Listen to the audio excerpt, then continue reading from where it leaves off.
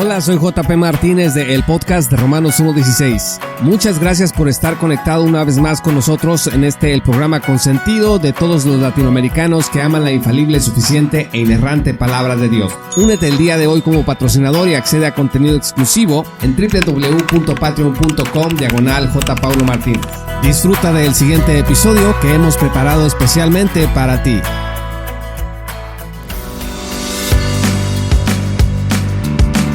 ¿Puede un cristiano verdadero pecar voluntaria y deliberadamente?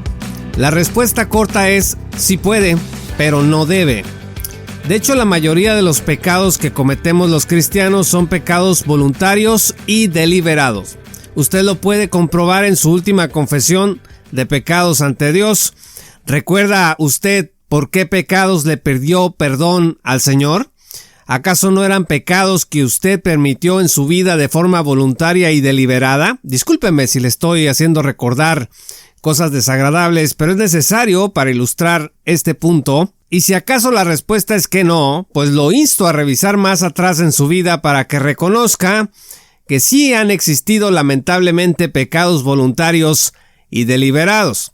Los seres humanos pecamos voluntariamente, ya sea por comisión o por omisión, al no hacer lo que sabemos que debemos de hacer. También hay pecados que son ocultos a nuestros propios ojos, como aquellos por los cuales David oraba en el Salmo 19, versículos 12 y 13, eran pecados por ignorancia. En Levítico 4:2, la propia ley de Moisés disponía sacrificios por pecados cometidos sin intención de violar la ley de Dios. El pecado, estimados amigos, es una infracción a la ley de Dios, de acuerdo con 1 de Juan 3, versículo 4, de manera que el cristiano debe permanecer en Cristo para evitar caer en pecado. Permanecer en Cristo es vivir como Él anduvo, simplemente eso, 1 de Juan 2, versículo 6, y no según la carne. Cuando usted vive según la carne, usted no está viviendo como Cristo vivió y usted no está permaneciendo en Cristo. Por eso, para llevar fruto, dice Juan 15, tenemos que permanecer en Cristo. Bienvenidos al episodio 180 de el podcast de Romanos 1:16 con JP Martínez. Amigos, creo que la mayoría de los cristianos estarán de acuerdo conmigo, al menos en lo general, respecto de lo que he explicado aquí. Y sin embargo, cuando llegamos a textos como Hebreos 10, versículos 26 al 31, muchos perdemos el sentido común y leemos en el pasaje algo que no está allí. Abra por favor la Sagrada Escritura junto conmigo en Hebreos 10, versículos 21 al 31. Dice la palabra de Dios: porque si pecáremos voluntariamente después de haber recibido el conocimiento de la verdad, ya no queda más sacrificio por los pecados, sino una horrenda expectación de juicio y de hervor de fuego que ha de devorar a los adversarios. El que viola la ley de Moisés, por el testimonio de 2 o 3 testigos, muere irremisiblemente. ¿Cuánto mayor castigo pensáis que merecerá el que pisoteare al Hijo de Dios y tuviere por inmunda la sangre del pacto en la cual fue santificado, e hiciere afrenta al Espíritu de gracia? Pues conocemos al que dijo: mía es la venganza, yo daré el pago, dice el Señor, y otra vez el Señor juzgará a su pueblo. Horrenda cosa es caer en manos del Dios vivo. Como sabemos que la mayoría de los pecados que cometemos los cristianos son voluntarios y deliberados, entonces debemos analizar con mucho cuidado lo que dice este texto en Hebreos, porque literalmente indica que aquellos que pecan voluntariamente están bajo una horrenda expectativa de juicio y de hervor de fuego. Eso dice el versículo 27. Peor aún dice el versículo 26 que ya no queda más sacrificio por los pecados. Evidentemente, esto no puede significar que en el momento en que usted comete un pecado voluntario y deliberado, usted se gana un boleto al infierno. Porque si eso significara este pasaje, lo más probable es que nadie iría al cielo, porque como Juan dice, si decimos que no tenemos pecado, nos engañamos a nosotros mismos. 1 de Juan 1, versículo 8. ¿Qué significa entonces Hebreos 10, versículos 21 al 31? Como siempre, la regla de oro es el contexto. Hebreos está dirigida a judíos creyentes para exhortarles a no abandonar su fe en Cristo, para que no se volvieran al judaísmo. En palabras más técnicas, es una carta en donde se les advierte del peligro de incurrir en apostasía.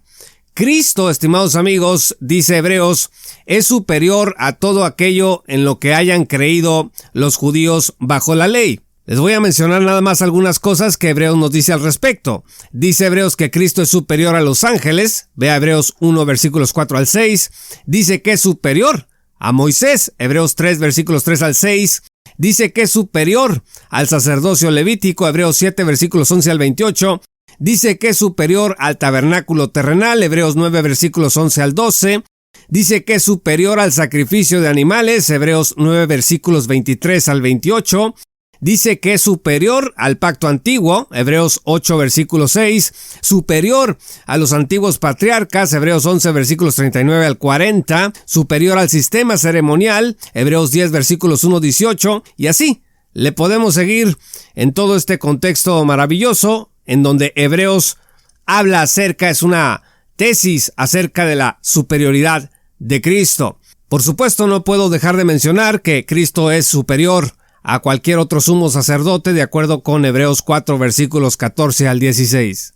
Sin embargo, amigos, había creyentes judíos que estaban siendo tentados a abandonar su nueva fe en Cristo para regresar a lo que conocían, a lo que había estado en su formación primera, en donde habían sido entrenados y formados. Es muy difícil sacarse de encima algo que a uno le enseñaron de niño, y bueno, seguramente estos judíos estaban atravesando por una tentación de esta naturaleza. La pregunta es esta: ¿qué debían esperar estos judíos creyentes al darle la espalda a Cristo? Bueno, a eso es a lo que responde Hebreos 10, versículos 26 al 31, entre otras advertencias contra la apostasía que hay en la epístola a los Hebreos, en el capítulo 3, en el capítulo 6, capítulo este último sobre el cual nosotros grabamos un episodio titulado ¿Puede un cristiano incurrir en apostasía?, que está disponible en www.patreon.com/J. Paulo Martínez. Puede usted escucharlo gratuitamente. Dice el texto en Hebreos 10:26 que si pecáramos voluntariamente después de haber recibido el conocimiento de la verdad, ya no queda más sacrificio por los pecados, sino una horrenda expectación de juicio y de hervor de fuego que ha de devorar a los adversarios. Yendo por partes, ¿qué significa pecar voluntariamente? Esto se refiere en el contexto a tomar la decisión de regresar a la ley de Moisés y sus rituales, a pesar de la probada superioridad de Cristo, de la cual hemos ya mencionado varias cosas. Estos hermanos ya tenían la libertad para entrar en el lugar santísimo por la sangre de Jesucristo, eso dice Hebreos 10:19, así que si abandonaban su fe en Cristo, la pregunta es, ¿cómo podrían tener acceso a Dios? En el verso 23, el autor de Hebreos lanza una declaración contundente. Escuche esto: mantengamos firme, sin fluctuar, la profesión de nuestra esperanza, porque fiel es el que prometió. Este es un llamado para los hebreos de aquellos días y es un llamado para nosotros el día de hoy, cuando estamos rodeados de tentaciones que nos invitan a darle la espalda al Señor Jesús. Dice el texto en Hebreos 10 que ya no queda más sacrificio por el pecado. Esto quiere decir que si con Cristo los sacrificios de la ley habían sido superados y habían perdido su eficacia dispensacional, entonces los creyentes judíos que se alejaran, pues ya no tendrían nada que ofrecer a Dios por sus pecados. Hebreos 9, versículo 28 dice claramente: así también Cristo fue ofrecido una sola vez para llevar los pecados de muchos, y aparecerá por segunda vez sin relación con el pecado para salvar a los que le esperan. Según Hebreos 10, versículo 14, los creyentes en Cristo fueron hechos perfectos por una sola ofrenda. ¿La ofrenda de quién? La ofrenda de Cristo en la cruz. Al rechazar esta ofrenda, pues no habría ya manera de estar en paz con Dios. Ahora, ¿qué significa que los que le dan la espalda a Cristo, pues les espera una horrenda expectativa de juicio y hervor de fuego? Pues básicamente en la teología se han dado dos interpretaciones que son las más populares. La primera es la del calvinismo, que dice que los sujetos de dicho juicio en realidad eran falsos cristianos que nunca confiaron realmente en Cristo para su salvación y que simplemente cuando apostataron, pues demostraron su perdición. La segunda interpretación es la del arminianismo, que dice que los sujetos de dicho juicio eran salvos, pero perdieron su salvación al apostatar. Hay una tercera interpretación que proviene de la teología de la gracia, que dice que esta es una declaración severa de parte de Dios para todos los que se atreven a apostatar y que no se trata ni de un falso creyente que al fin se evidenció como falso cristiano, como dice el calvinismo, ni tampoco se trata de un verdadero creyente que finalmente perdió su salvación, como dice el arminianismo, sino, escuche, que se trata del juicio temporal del Señor contra todos aquellos que le den la espalda a lo que Él ha hecho por ellos en la cruz. Personas salvadas bajo el juicio temporal de Dios. Fíjese bien, las expresiones de juicio y fuego en este pasaje de Hebreos 10, versículos 26 al 31, son tanto para calvinistas como para arminianos una referencia simplemente al infierno y al tormento eterno. O sea, aquí cuando leemos hervor de fuego, juicio, expectativa de juicio, bueno, ahí está hablando del infierno. Esa es la conclusión. Pero para la mentalidad hebrea era diferente. Miren, la nación de Israel ha atravesado a lo largo de su historia por juicios graves y rigurosos de parte de Dios. Les voy a dar 3 ejemplos. Número 1, la plaga de serpientes venenosas en el desierto. Vea usted Números 21, versículos 4 al 9. Los israelitas murmuran, se quejan en el desierto y Dios envía serpientes venenosas entre ellos como un castigo. Después, Moisés intercede por el pueblo y Dios le indica que haga una serpiente de bronce, que la eleve en un poste y cualquier persona que mirara a la serpiente de bronce sería sanada. Este es un juicio temporal de Dios sobre su pueblo. Número 2, el hambre en la época de Eliseo. Vea usted Segunda de Reyes 6 y 7. Durante un periodo de asedio de Samaria, la capital de Israel, por parte de los arameos, hubo una grave hambruna en la ciudad debido a un bloqueo y la situación llegó a ser tan desesperada que inclusive se incurrió en canibalismo. Dios finalmente intervino y a través de la profecía de Eliseo anunció que habría una abundancia de comida al día siguiente. Esta intervención divina fue un juicio temporal que puso fin a la hambruna. Y número 3, la destrucción del templo de Jerusalén. Este es uno de los juicios temporales más significativos dentro de la historia de la nación de Israel. En el año 70 después de Cristo, el templo de Jerusalén es destruido por las fuerzas romanas dirigidas por el general Tito. Este evento marcó el fin del segundo templo y la dispersión del pueblo judío. Así que tenemos 3 ejemplos notables de juicio temporal de Dios aquí sobre la nación de Israel. Cada uno de ellos sirvió como una advertencia y llamado al arrepentimiento y a la obediencia. Escuche esto, pero en ningún momento constituyeron un rompimiento del pacto de Dios con la nación de Israel. Del mismo modo, cuando Dios salva eternamente a una persona, la asegura eternamente sin posibilidad que dicha redención sea descartada. Pero eso no significa que los hijos de Dios no van a atravesar por disciplina divina. Que la salvación es eterna y no se puede perder, pues se puede colegir fácilmente de Juan 10, versículos 27 al 29. Cristo dice: mis ovejas oyen mi voz y yo las conozco y me siguen, y yo les doy vida eterna y no perecerán jamás. Repito, no perecerán jamás. Aquí no hay una cláusula condicional, ni nadie las arrebatará de mi mano. Mi Padre que me las dio es mayor que todos y nadie las puede arrebatar de la mano de mi Padre. Romanos 8, versículos 38 al 39 dice: por lo cual estoy seguro de que ni la muerte, ni la vida, ni los ángeles, ni principados, ni potestades, ni lo presente, ni lo porvenir, ni lo alto, ni lo profundo, ni ninguna otra cosa creada nos podrá separar del amor de Dios que es en Cristo Jesús, Señor nuestro.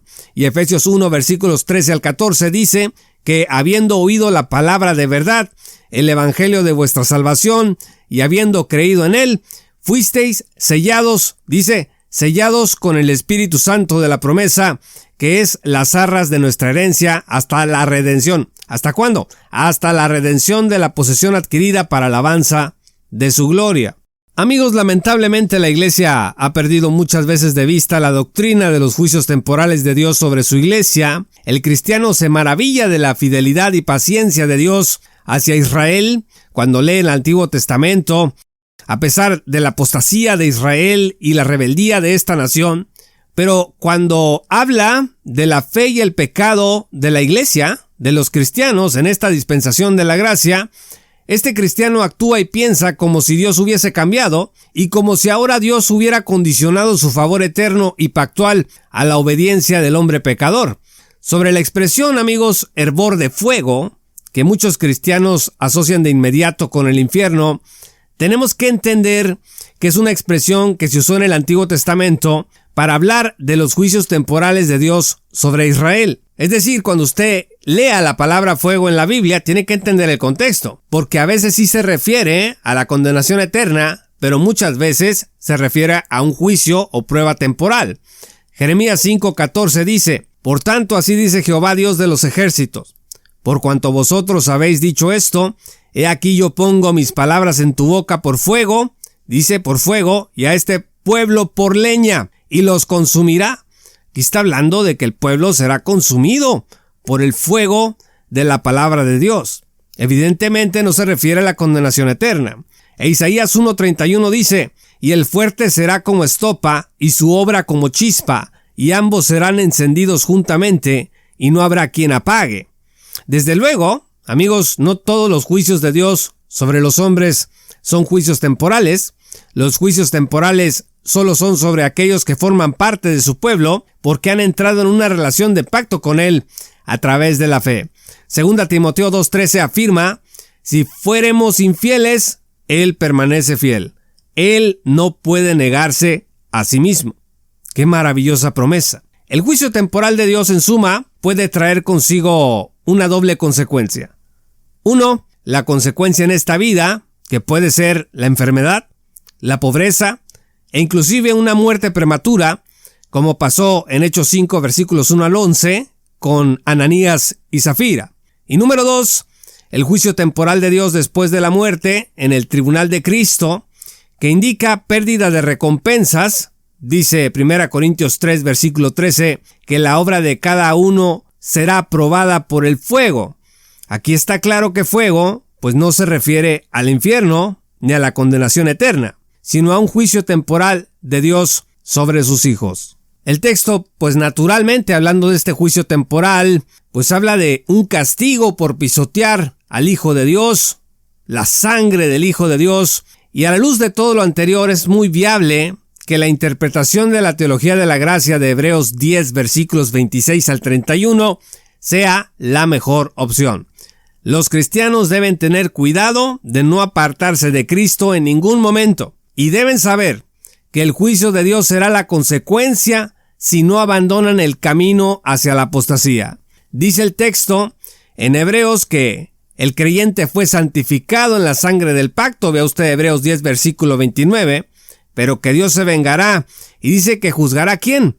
A los impíos no, dice que juzgará a su pueblo, porque en el contexto está hablando de una disciplina sobre los que son el pueblo de Dios. Versículo 30, ahí donde se cita Deuteronomio 32, 35 al 36. Entonces, ¿quién es el pueblo de Dios? En el contexto de este pasaje de Hebreos, el pueblo de Dios son todos los que creen en Cristo y han sido santificados y redimidos por su sangre. Estimados amigos, no es negocio apostatar, aunque la salvación de Dios es eterna y segura, aún para aquellos que se alejan. Es una horrenda cosa caer en manos del Dios vivo, dice Hebreos 10, versículo 31. Y sus juicios sobre su pueblo, tal y como la historia de Israel lo ha demostrado a lo largo de los siglos, pues llegarán si no nos arrepentimos oportunamente. Muchas gracias, estimados amigos y patrocinadores, por escuchar este programa. Yo soy JP Martínez de el podcast de Romanos 1:16. Si aún no eres patrocinador, te invito a que te unas en www.patreon.com/J. Paulo Martínez y accedas a contenido exclusivo, entre ello a una copia de nuestro trabajo reciente Vindicando la Esperanza Dispensacional. Síguenos en nuestras redes sociales como @JP Martínez Blog. Yo soy JP Martínez y te esperamos en nuestra gran comunidad. Esto fue Romanos 1:16 con Juan Paulo Martínez Menchaca. Únete como patrocinador y apoya la sana divulgación bíblica y teológica en América Latina. Búsquenos y síguenos en nuestro sitio web oficial, redes sociales y otras. Romanos 1:16. Todos los derechos quedan reservados.